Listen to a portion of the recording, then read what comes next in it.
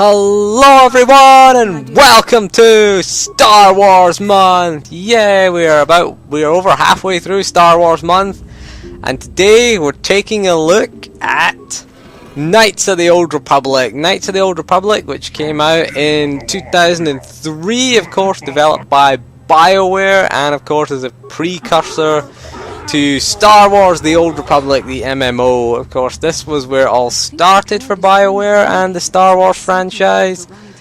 This was awesome. This is one of their best games. It's one of Bioware's finest games, and a lot of people, including myself, have been clamoring for a sequel. We would have loved KOTOR 3 instead of SWTOR. I think if you asked any sort of SWTOR player that played KOTOR 1 or 2, you can swap SWTOR for KOTOR 3. I think most of them would do it, although SWTOR is a decent game and it does have a good storyline, but as a follow-up to Knights of the Old Republic 1 and 2, not really. So what's all the fuss about? What's all the hype about in Star Wars Knights of the Old Republic? Sorry, I almost said the Old Republic there.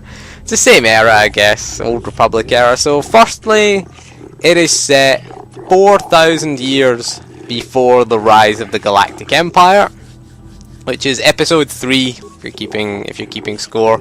Some people say it's 4,000 BBY, which is before the Battle of Yavin. I guess you could call it that if you want, but it says in the opening text crawl, before the rise of the Galactic Empire, and the Galactic Empire rose in episode 3, and also came out a year before episode 3 came out, so maybe it is before the Battle of Yavin. Who cares? It's only a couple of years. It's not going to make any difference. So, but that gave the developers kind of a freedom to create a game that was not tied to any of the movies. We've already seen with the extended universe being changed, it doesn't really affect the Old Republic era, because there's nothing, like I said this in a previous video, there's nothing in the Old Republic era that can affect episode 7 and the new trilogy going forward, so it doesn't really matter if it's not canon. I mean, the game has again, the thing I touched upon in my SWTOR video about the extended universe was that we get to make our own choices. And making your own choices, that is the biggest appeal of Knights of the Old Republic. You can be whatever kind of Jedi you want to be. You kind of have to be a Jedi Knight, although you get a choice between a starting class. I think it's a soldier, a scoundrel, and I can't remember what the other one is. But ultimately, you do become a Jedi Knight. It is called Knights of the Old Republic, of course. It is heavily based in you being a Jedi Knight. You know, the story is pretty heavy into the Force, and it's great. It's great if you love the Star Wars lore. If you love the lore behind the sort of the Jedi and the Sith, it's great for that. That's what I loved about it. And that's one of the things that BioWare really excelled in Knights of the Old Republic. Gameplay wise, it does feel a little bit slow compared to SWTOR. A little bit slower. It's not a bad thing though. I mean, you can pause the game mid-combat and issue commands to your entire party if you want, or if you're lazy like me, just let them do what they want to do and go kill things.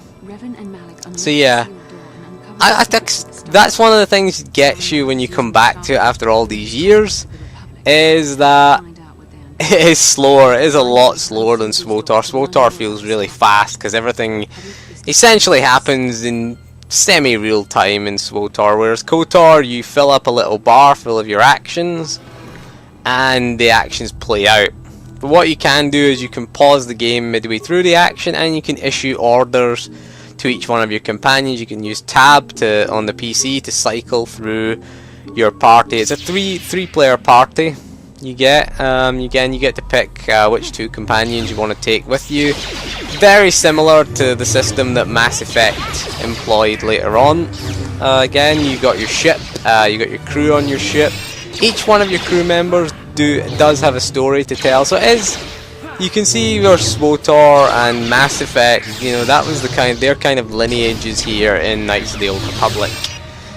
I love this game, I have to say, I really do love it. The combat it does take a while to get used to again, because you're like, oh, what the hell, I'll pause and let's do these commands, and there we go. It is a very strategic combat system, though it is very deep. Again, once you get into it, once you get leveled and you get new abilities, and you know, it's a pretty cool system. I like the fact that you get force affinity abilities, which I think SWTOR doesn't do this.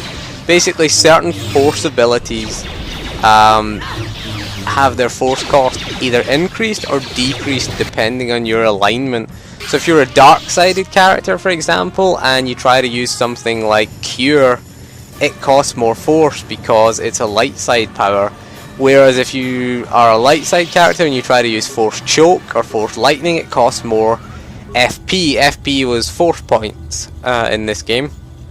I liked that system because it meant that you could build characters. Incidentally, the dark side version of Cure was drain life, so it was kind of, so you damage them and drain their health and heal yourself with the dark side power. So it was pretty well balanced as well. I liked that. I liked that about KOTOR. Again, we had our beginner classes, which we didn't play for very long. We played them for a couple of hours. Once you did Taris, and you get to see Taris's destruction. If you only saw Taris in SWTOR and thought, what a hellhole, what happened here, you get to find out at the end of the first chapter, I would call it, when Darth Malik bombs the hell out of Taris. It's pretty good. It's pretty good to see. It's good that they put Taris in SWTOR and we got to go back and see what happened and see the devastation there. Well, it was SWTOR was set 300 years after the events of KOTOR. But yeah, I mean, it's just an incredible game. The storyline is what brings you. The storyline is going to keep you coming back. Again, playthroughing it, multiple playthroughs are recommended because again, you get to make different choices. You get to have different relationships with different characters. You get to even decide who lives and who dies. And yes, and on the dark side, I killed Mission. I'm sorry. I still feel bad about that to this day. Poor Mission. I killed her. I had her Wookiee friend do it as well.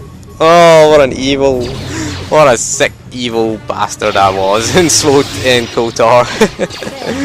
You're getting mixed up between KOTOR and SWTOR, but again, I love this game. I mean, you got to go to all the sort of iconic settings. You had Dantooine, you had Tatooine, you got to go to Yavin, I think, which was a DLC on the original Xbox. I remember it was free DLC, mind you. You got to go there. I don't really remember what was there, but it was pretty awesome. It was great to go around Tatooine, and of course you had the best character of all, the greatest character in any Star Wars game or movie. I am, of course, talking about HK-47, not HK-51 like we get in SWTOR. I was really disappointed with HK-47 in SWTOR. You fight him as a Flashpoint boss twice, and he's not all that hard, to be honest. The first time you encounter him, he can be a bit tricky, but HK-47 is the best character in the game by a long way. Best character in the Star Wars universe is HK-47. I loved him. I really did. It was such an awesome... I love the way he refers to everyone as a meatbag. I love the way he tells you his emotion, the way he says condescending or something like that he'll say before that. I love HK. If you don't know how to get HK, you can get him on Tatooine in KOTOR. It's pretty awesome. I recommend going there as soon as you get off Dantooine. Go to Tatooine, get yourself HK, and just listen to his dialogue. It is incredible. The other thing I liked Bastila. She was a cool character. It was always good to play Darkside because you got to wind up Bastila and flirt with Bastila throughout the entire game. And of course, eventually she would fall for you. So being a dick to Bastila was fun. That was pretty fun. Being dark-sided and being a dick to Bastila was just awesome. And encouraging her to give in to her emotions, ultimately. It was pretty fun as well. She was the only character that you could really corrupt with you in the dark side. KOTOR 2 let you corrupt your entire party, which was awesome. So again, what else have we got to say about this game? Oh, the best part of the story. We nearly forgot about it, of course. The massive plot twist. This plot twist is the greatest plot twist in gaming anywhere. I mean, any game, any plot twist. This one is awesome. You never see it coming, and I'm not gonna ruin it. I'm not gonna ruin the story by telling you about the plot twist, but you really need to experience it. It is one of the best ever plot twists in a game. You will not see it coming. It is awesome. It is better. It is almost, it's up there with Empire Strikes Back. It is up there with the I'm your father moment. It is one of those moments where you go, what? It is just a jaw-dropping, oh my god moment. You need to experience it. You experience it about, I think it's about halfway through the game, and after that you'll never look at your own character or Bastila or any of the Jedi in the same way again. So I'm not going to ruin it for you if you want to see what the spoiler is. I'm not going to ruin it with spoilers. You need to go and experience it for yourself, because it's awesome. It is just the best story moment in any game ever. And that was Bioware at their peak, you have to say, in terms of storytelling, in terms of gameplay. This was their absolute best. We'll discuss a little bit. The next video I'm going to discuss the Sith Lords, which was the sequel to KOTOR. I like this game. I like it. It got a bit of a bad rap at the time because it was buggy and it wasn't as good. Some aspects of it are not as good. Certainly the technical aspects are not as good, although the PC port of Knights of the Old Republic, I should warn you, isn't the best port.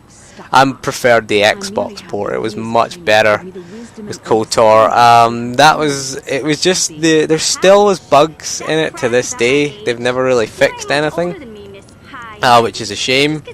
We'd like to see someone go back and fix some of the bugs, like they did with Knights of the Old Republic 2, when they had the the restored content mod that you can get for that. I would like someone to do that for KOTOR. Is there anything out there for it? Because I remember getting KOTOR on the PC. I first played it on the original Xbox. I got it on the PC in sort of 2005, and I was shocked at just how bad it ran. Even then, there's still frame rate drops on my current PC, which, you know, my PC can run Battlefield 4 at high, reasonable frame rate, between 40 and 60 frames a second I get on Battlefield 4 at high, yet I still struggle on Dantooine in Knights of the Old Republic, even with the Steam version, which I downloaded to try it out, see if it was any different. Have it on disc, and I have the Steam version. That's how much I love this game. I own 3 copies of it. That's how much I bought it 3 times. That's how much I love this game. Bought it when it came out on the original Xbox, bought it a few years later on the PC, on disc, and bought it again in a Steam sale, the digital copy, which is so worth getting. I mean, they had all the Star Wars games for the May the 4th weekend. They had reduced them all, and I bought them all on Steam. So I ended up with KOTOR 1 and 2, which I couldn't give away. I already had the licenses on Steam, and they wouldn't let me give them away. I would have given them away to subscribers, because I always give back to my subscribers. I always think you should do that. You know, you're subscribing to my channel. It doesn't cost anything to subscribe, but, you know, I think give something back. Say thank you for subscribing. So I would have done a giveaway on those if I could, but they wouldn't give me extra copies. That's just stingy. I mean, come on, it only cost a few pounds for KOTOR. You could have given me a couple of extra copies, Steam. Thank you. Would have been nice, would have been appreciated. I would have given them away. I would have given them away to you guys, because, you know, I'm that kind of guy. So, well, that is all for this video for KOTOR. And again, we will take a look next time. The next video is going to be Rogue Squadron 2 Rogue Leader, because I just finished recording it and I haven't started recording KOTOR 2 yet. So the next video will be Rogue Squadron 2, but then we'll look at KOTOR 2. KOTOR 2 will be a little bit shorter, because most of the things we covered in this video we won't need to cover in the Sith Lords. But again, another great game. It was a bit rushed, if you ask me, but again, this is probably the best RPG that Bioware produced, I would say. So thank you for joining me for this video, and I'll see you soon, and goodbye.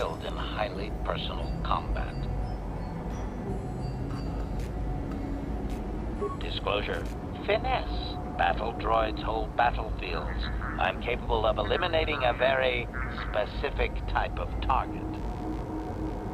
Retraction. Droids built for such a function face strict regulation and often have unique difficulties with previous owners. I therefore make no claim to that designation, prospective buyer. I am a law-abiding droid. Yes, indeed. Law-abiding. That's me. Request. Please do not speak so loudly, prospective buyer. Do you truly wish my price to be doubled? Observation. I am wasted in a shop or translating for some moisture farmer. If you need an efficient combatant.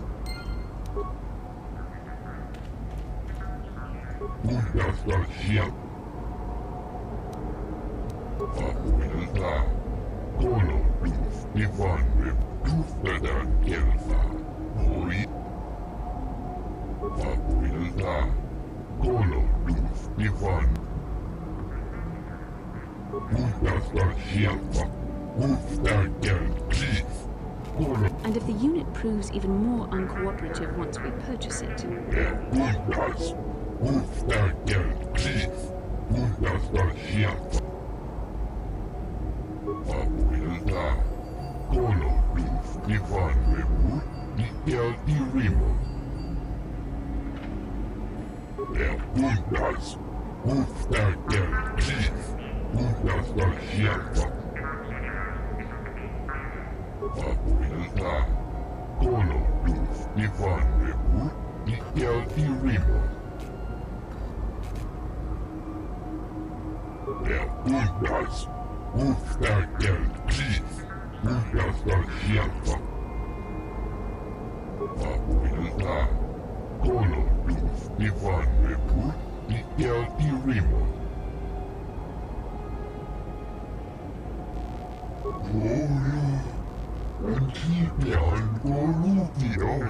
it troubles me to see you behaving this way. Such acts can lead to the dark side.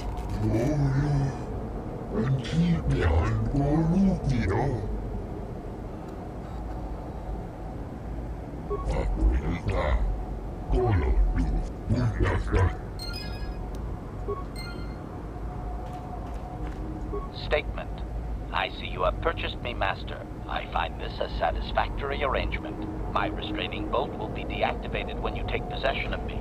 Am I to accompany you now? Shall I kill something for you? Statement. I will enter into your service now, Master. I am certain you will make adequate use of my primary functions. My gears are practically quivering with anticipation.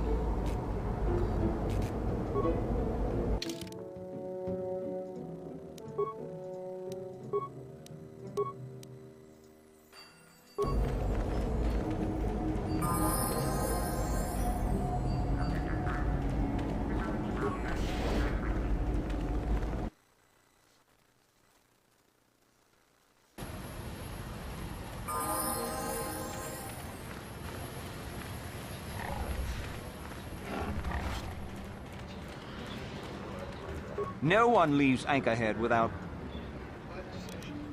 Only one place, and it means dangerous work. The Zerker Corporation office. See the